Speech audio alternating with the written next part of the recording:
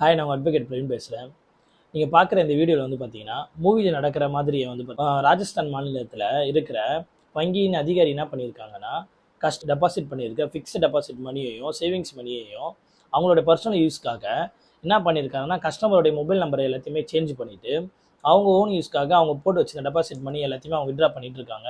4 கோடிக்கும் மேலே அதிகமாக பணத்தை வந்து பார்த்தீங்கன்னா இந்த மாதிரி மிஸ்யூஸ் பண்ணியிருக்காங்க.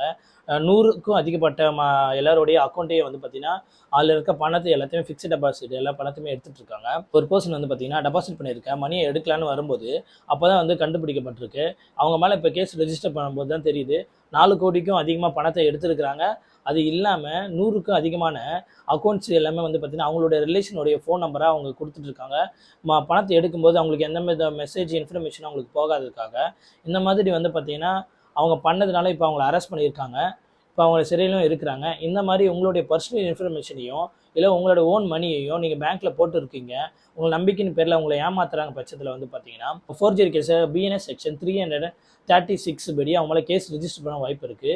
உங்களுடைய ஃபோன் நம்பரையோ இல்லையோ உங்களோட சிக்னேச்சர் மிஸ்மேட்ச் பண்ணி அவங்க வந்து பார்த்தீங்கன்னா உங்களுடைய மணியை எடுக்கிறாங்க பட்சத்தில் வந்து பார்த்தீங்கன்னா பிஎன்எஸ் செக்ஷன் 344 படி கேஸ் ரிஜிஸ்டர் பண்ண வாய்ப்பு இருக்குது.